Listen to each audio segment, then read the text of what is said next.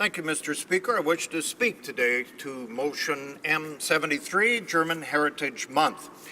As part of the Heritage Committee of our party, I totally support this motion. In my province of Saskatchewan, we have a very high population of German ethnic groups that came to our region well over 100 years ago. In fact, in my riding of Saskatoon-Grasswood, we have 31% of residents that are listed as German ethnic origin. That is the fourth highest in the province of Saskatchewan. We are proud to have the German Cultural Centre in my riding of Saskatoon-Grasswood. That centre hosts many events throughout the year, and it has 2 banquet facilities and a very large dining area that serves traditional German foods. I was just at the facility yesterday in Saskatoon, and the menu, Mr. Speaker, features traditional Bavarian dishes like bratwurst, along with beef goulash, rotkohl, sauerkraut, Schnitzel, Reuben, Strudel, Spatzel, and many more. Folkfest, of course, is a tradition in our city, and every August it gives our German community a chance to showcase their heritage and their traditions.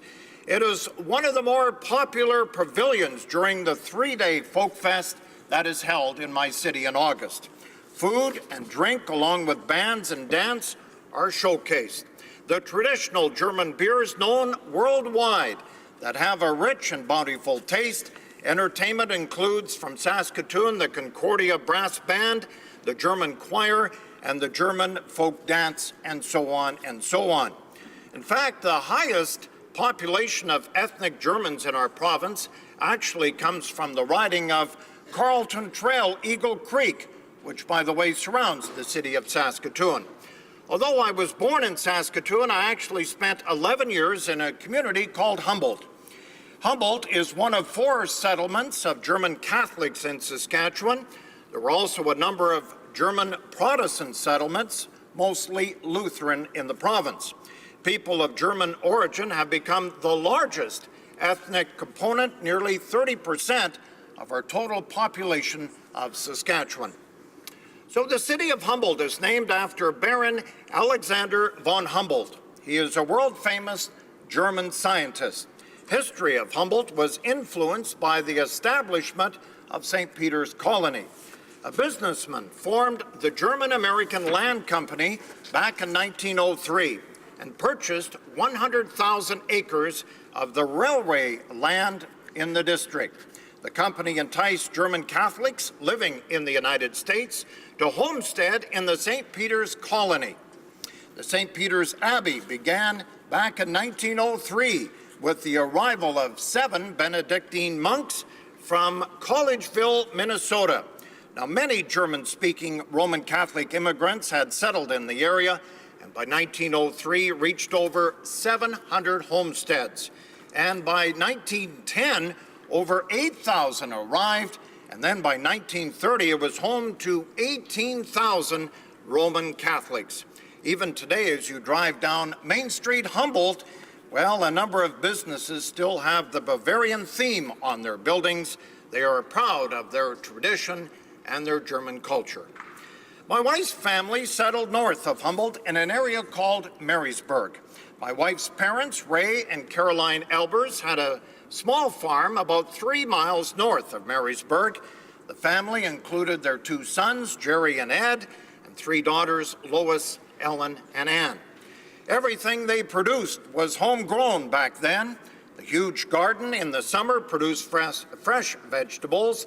They would also can those vegetables like carrots, beets, and pickles so that they could be eaten in the cold winter nights. Strawberry, along with raspberry and Saskatoon berries, were plentiful and were made into jams and jellies. Homemade bread and buns were a tradition, and sometimes bread dough that was deep fried and dipped in sugar, cinnamon, or honey.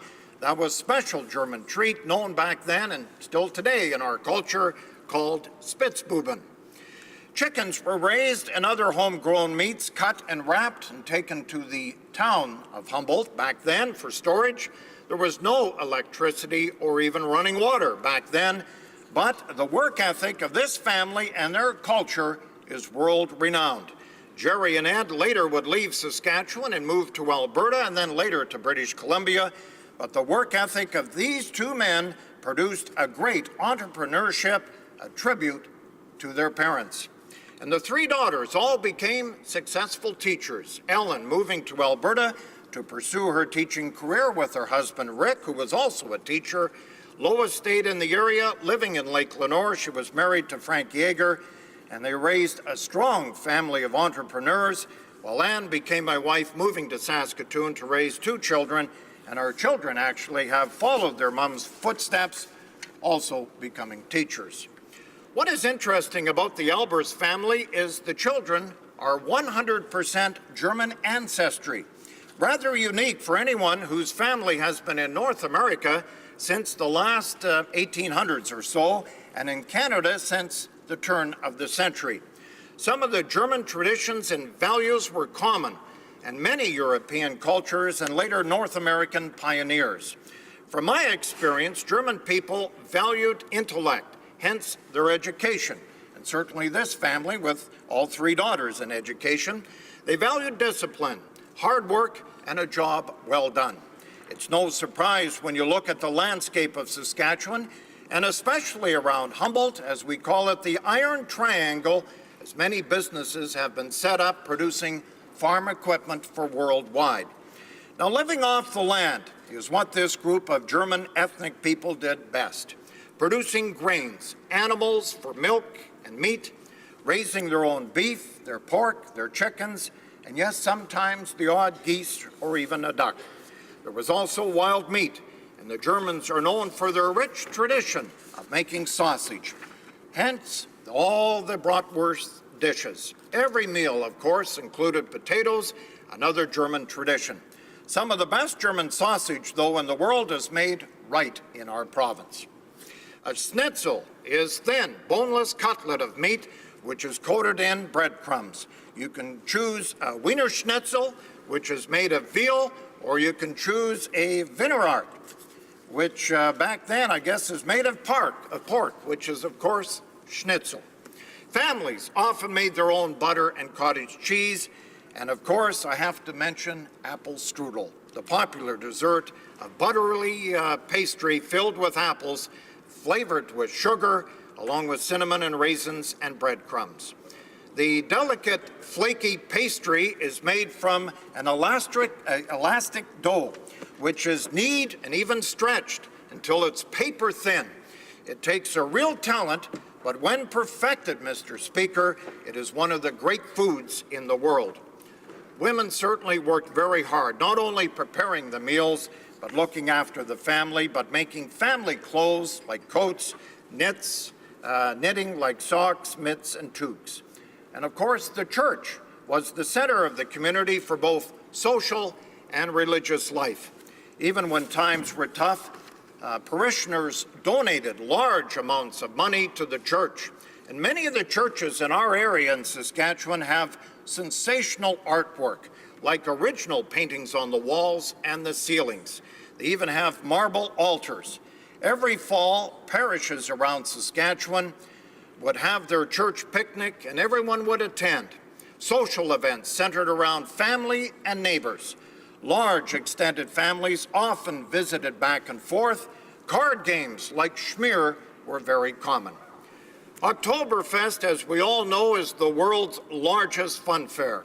Many of the communities also in my province celebrate this long tradition. Oktoberfest is an important part of Bavarian culture, having been held all over the world since 1810. In Canada, it's modeled, of course, after the original Munich event.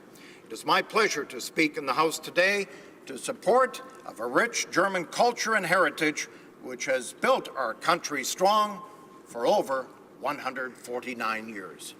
Thank you, Mr. Speaker.